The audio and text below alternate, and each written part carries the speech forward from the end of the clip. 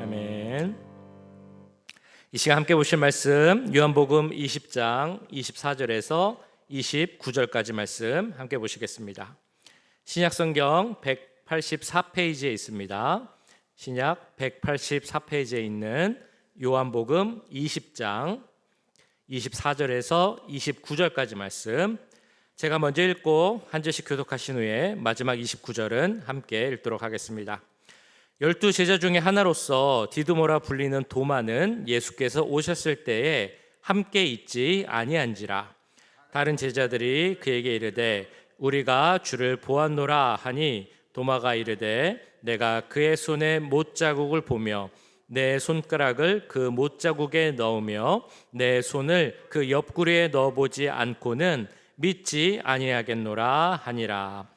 여드레를 지나서 제자들이 다시 집 안에 있을 때에 도마도 함께 있고 문들이 닫혔는데 예수께서 오사 가운데 서서 이르시되 너희에게 평강이 있을지어다 하시고 도마에게 이르시되 내 손가락을 이리 내밀어 내 손을 보고 내 손을 내밀어 내 옆구리에 넣어보라. 그리하여 믿음 없는 자가 되지 말고 믿는 자가 되라. 도마가 대답하여 이르되 나의 주님이시요 나의 하나님이시니이다. 예수께서 이르시되 너는 나를 본고로 믿느냐? 보지 못하고 믿는 자들은 복되도다 하시니라. 아멘. 네, 오늘 말씀은 요한복음 20장 24절부터 말씀인데요. 우리가 지난 4월이었죠. 부활주일날 오늘 본문의 앞부분인 요한복음 20장 19절에서 23절까지 말씀으로 함께 은혜를 나눈 적이 있습니다. 혹시 기억하실지 모르겠습니다. 요한복음 20장 19절에서 23절까지 나눴던 내용, 어제 그저께 있었던 일도 기억이 잘 안 나는데 어떻게 지금부터 6개월도 더 된 부활주일 설교 내용을 기억하겠느냐라고 하실 수도 있습니다. 자, 그래서 제가 지금 말씀을 드리려고 하는데요. 이 앞에 어떤 내용이 나오냐면 부활하신 예수님께서 그 제자들이 모여 있는 곳에 나타나셨습니다. 그래서 제자들에게, 두려워하고 있는 제자들에게 힘을 주시기 위해서 세 가지 말씀을 전해 주십니다. 무엇을 주시냐면 첫 번째는 너희에게 평안이 있을지어다 라고 그 평강을 주시는 말씀을 하시고요.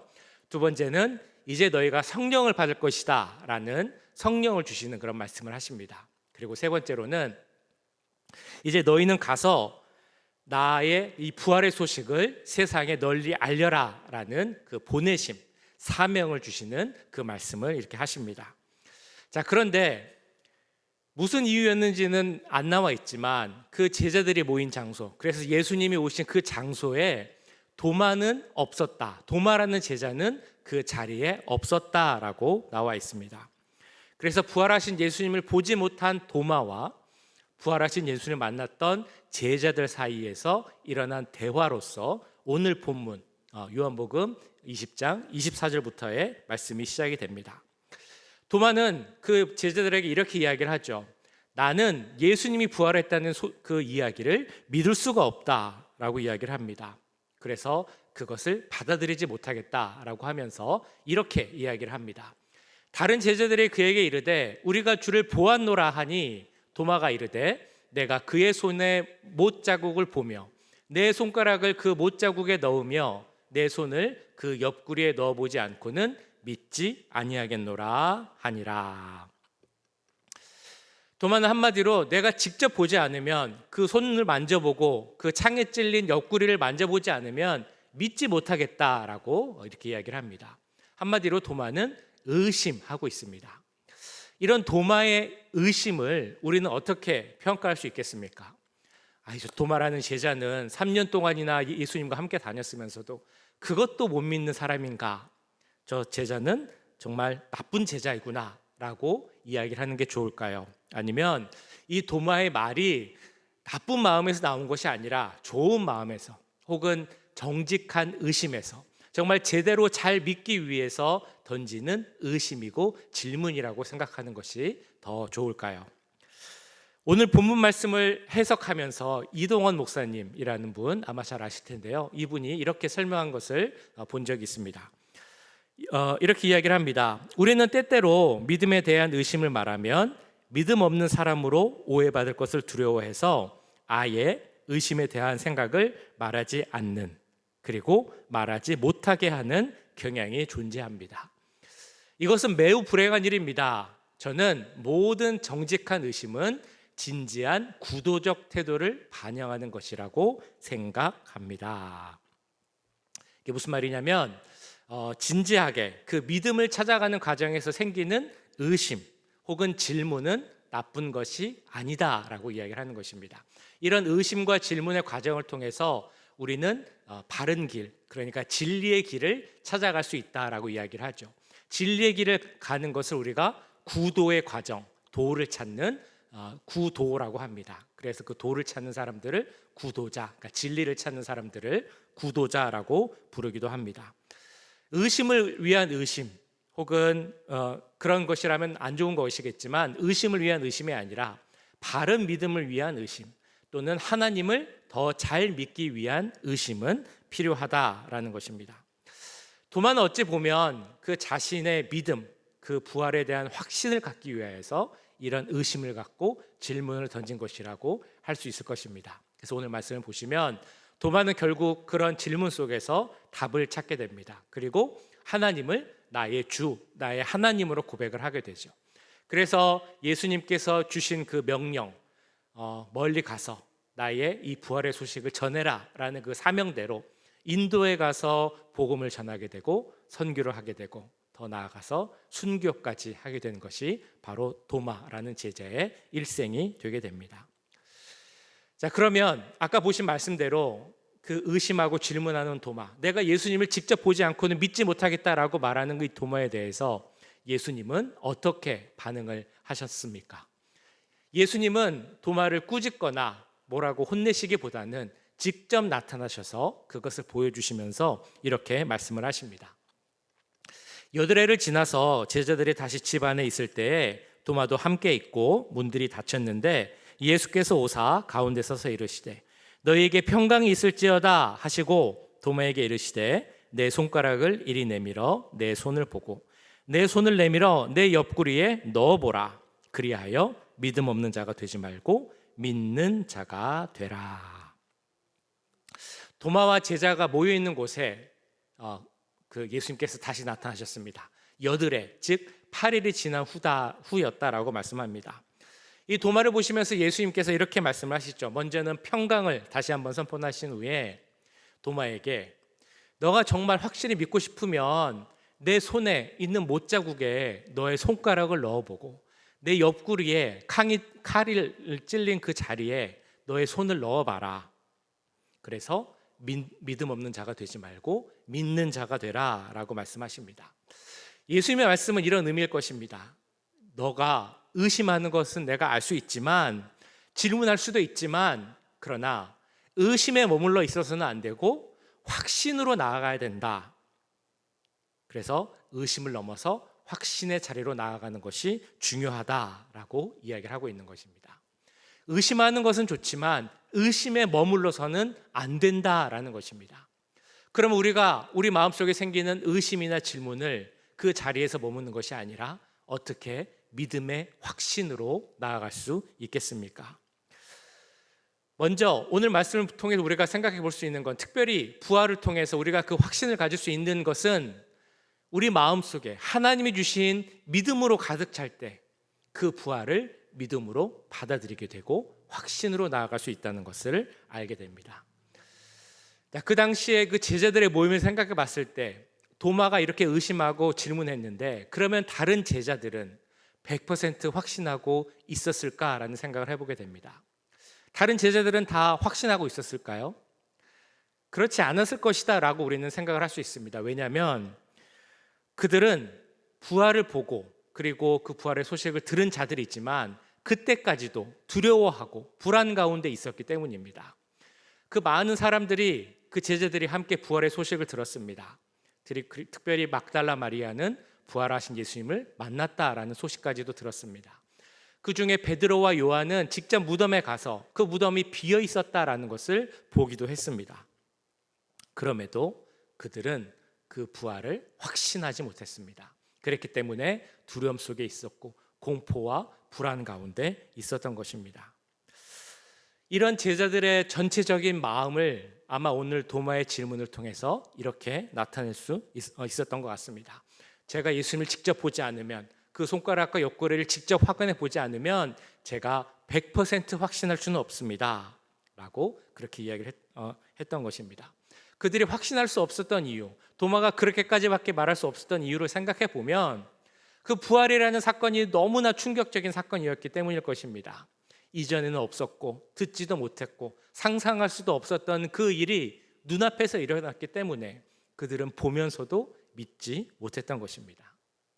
어찌 보면 이런 제자들의 반응은 너무나 당연한 것입니다. 왜냐하면 그들이 보지 못했던, 듣지 못했던 그런 일이었기 때문일 것입니다.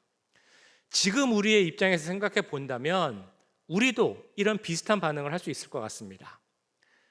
이렇게 이야기할 수 있겠죠. 지금부터 2000년도 더 지난 그 옛날에, 지금 이 시대에 비행기를 타고도 반나절, 거의 한나절 가까이를 타고 가야 하는 저 멀리 있는 지구 반대쪽에 있는 그 나라에서의 한 청년이 죽었다가 3일 만에 부활했다는 사실을 우리가 어떻게 믿을 수 있습니까? 이렇게 이야기할 수 있다는 것입니다. 그렇게 따져보면 사실 믿기 쉽지 않겠다라는 생각이 들기도 합니다. 그래서 많은 사람들이 요즘에는 부활에 대해서 어떻게 이야기를 하느냐면, 부활에 대해서 내가 믿지 않습니다, 그런 일은 일어나지 않았습니다 라고 말하지는 않습니다. 그러나 적극적으로 확신을 갖고 있는 것이 아니라 그냥 그런 일이 있었나 보다, 성경에서는 그렇게 말하나 보다 라고 조금 한 발짝 떨어져서 그 방관적인 태도로 좀 뜨뜻미지하게 애매모호한 그런 태도를 많이 갖고 있는 것 같습니다.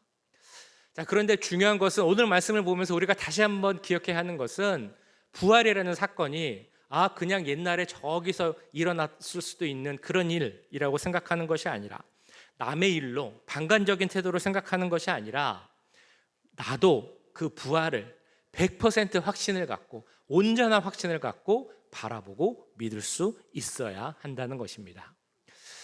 그 예전에도 말씀드렸던 그 한동대라는 곳에 총장을 하셨던 김영길 총장님이라는 분이 원래는 믿는 분이 아니었습니다. 그리스도인이 아니었는데, 그 결혼을 할 때 결혼 조건 중에 하나가 교회를 다녀야 된다라고 이제 해서 그때부터 이제 교회를 다니게 됐습니다. 이분이 원래 전공이 금속공학이었습니다. 과학자이니까 그 과학적인 어떤 마인드로 접근을 하다 보니까 신앙을 갖지 못했던 것입니다. 근데 결혼을 하게 되고 그 후에 이 미국의 그 나사, 미국 항공 우주국에 와서 일을 하게 되는데, 그때부터 이제 교회를 다니게 된 것입니다. 그래서 우연한 기회에 나사 안에 있는 믿는 그리스도인들의 모임, 우리말로는 신우회라고 하죠. 그 모임에 나가게 되었습니다. 그때까지도 마음속에는 믿음이 없었습니다. 그래서 속으로 생각한 것이, 저 미국의 그 가장 똑똑한 사람들이 모였다는 나사에서 어떻게 하나님을 믿는다고 지금 이렇게 모여 있을까라는 생각이 이 김영길 총장님 마음속에 있었다고 합니다. 자, 그런데 이분은 그래서 계속 의심했습니다. 질문을 던졌습니다. 그러다 보니까 신앙에 대한 고민이 생겼고 성경에 대해서 알고 싶어졌고, 그래서 성경 모임에 참여를 하게 됐습니다. 성경 모임을 통해서 이분이 깨닫게 된 것이 있었습니다. 뭐냐면, 하나님은 우리와 차원이 다른 분이다라는 것을 알게 되었다는 것입니다.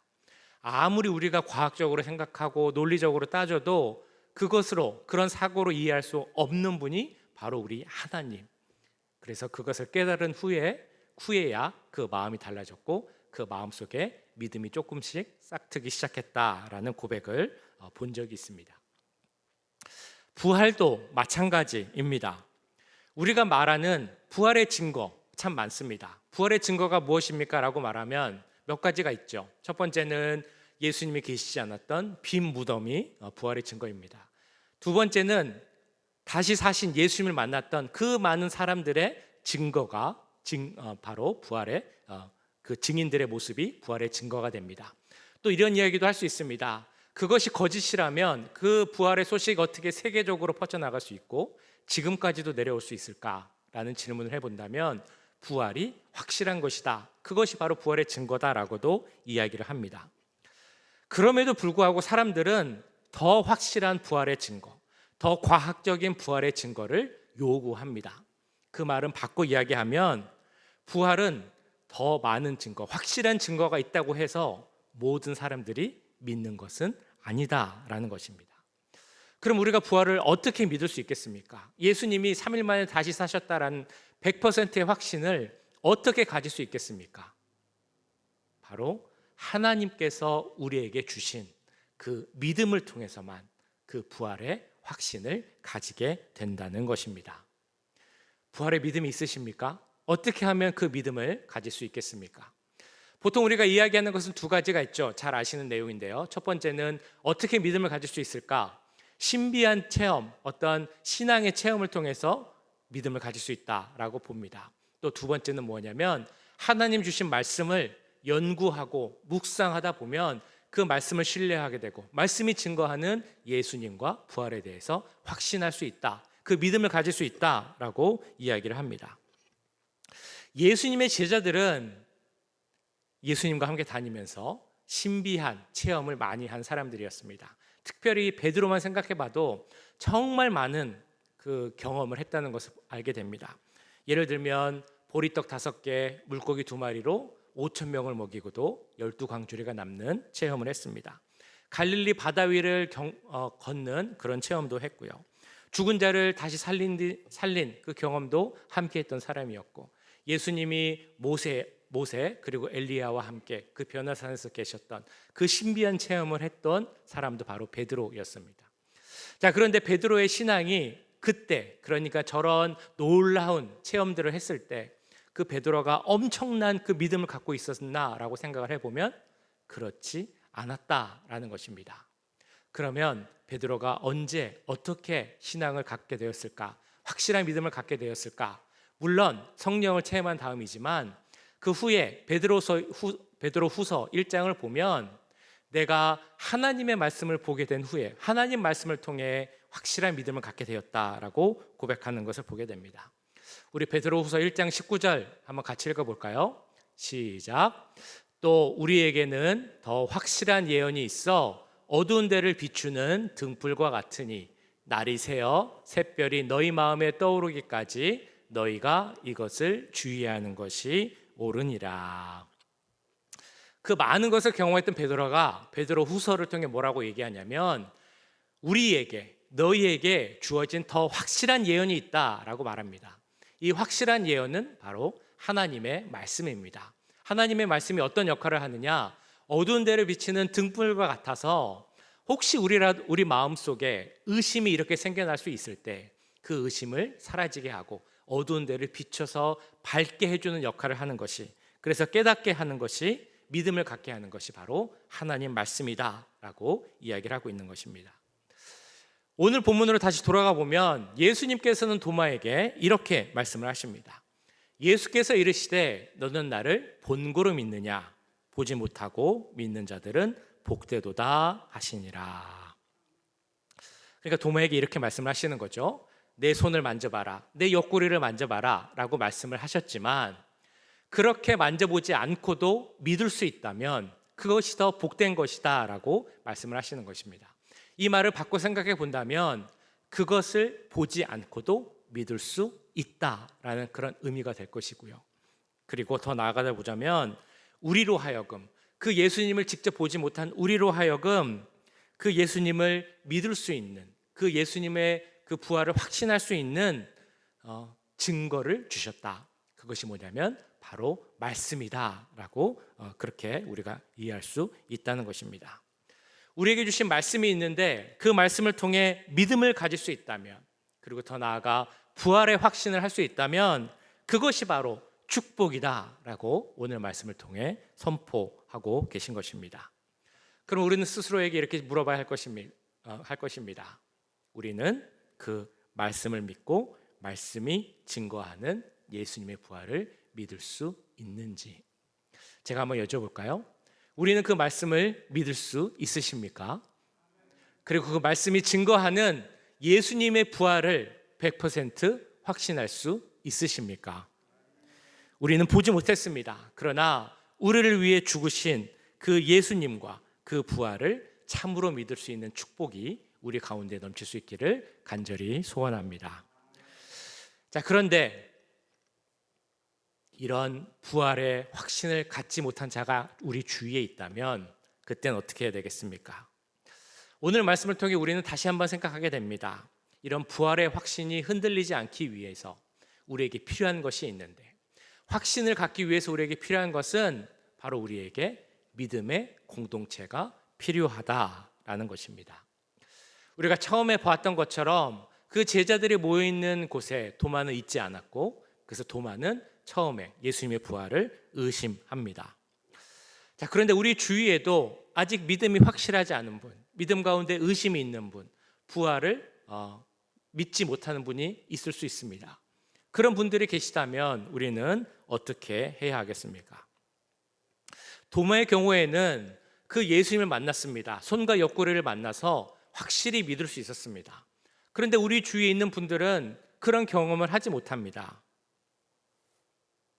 그래서 나는 확실한 것이 볼 수 없습니다.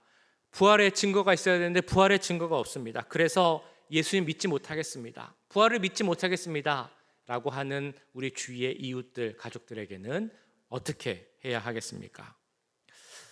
도마처럼 믿지 못하고 의심하는 자들에게 먼저 우선적으로 필요한 것은 물론 하나님의 역사입니다. 성령의 역사이고 또한 그들을 깨닫게 해줄 수 있는 하나님의 말씀일 것입니다.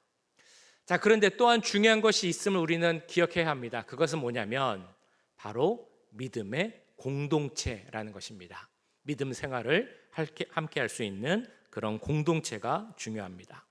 그래서 하나님께서는 믿지 못하고 두려워하는 제자들에게 마가의 그 다락방 성령 강림 사건을 통하여서 믿음을 허락하셨을 뿐만이 아니라 그들이 믿음의 공동체로 세워갈 수 있게끔, 즉 교회를 세울 수 있게끔 하셨습니다.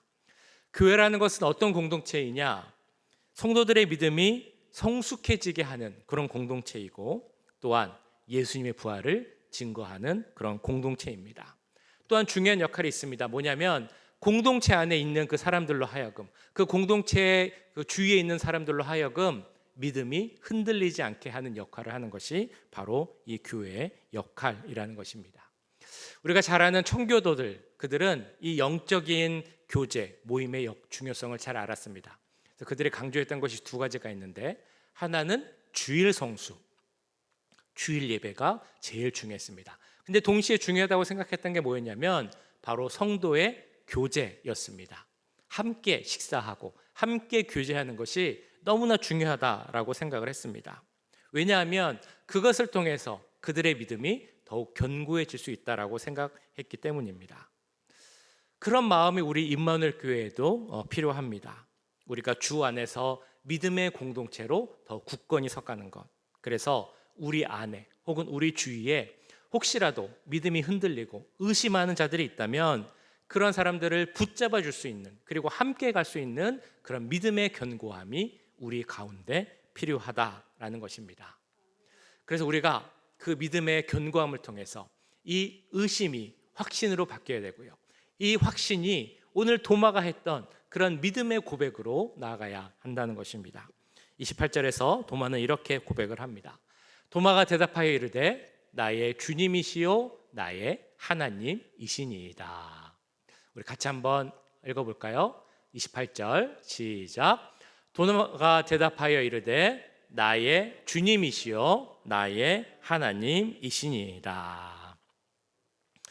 어떤 분들은 이 고백을 요한복음에 나오는 최고의 신앙 고백이다라고 이야기를 하기도 합니다. 왜 도마의 고백을 최고의 신앙 고백이다라고 말할까요? 이런 표현, 나의 주님, 나의 하나님입니다 라는 고백이 너무 아름답기도 하지만 이 고백이 또한 중요한 것은 그 주님을 나의 주님, 그 하나님을 나의 하나님으로 고백하기 때문입니다. 조금 전 말씀드렸던 것처럼 부활에 대해서 이야기할 때 내가 믿지 않는다라고 말하진 않지만 그냥 조금 한 발자국 떨어져서 그런 일이 있었나 보다, 성경 속에 일어난 사건인가 보다, 나와는 직접적 관계가 없는 그런 일이다 라고 생각할 수도 있습니다. 그런데 그래서는 안 된다라는 것을 우리는 도마의 고백을 통해 다시 한번 생각해 볼 수 있습니다. 하나님은 어떤 하나님이 되어야 하겠습니까?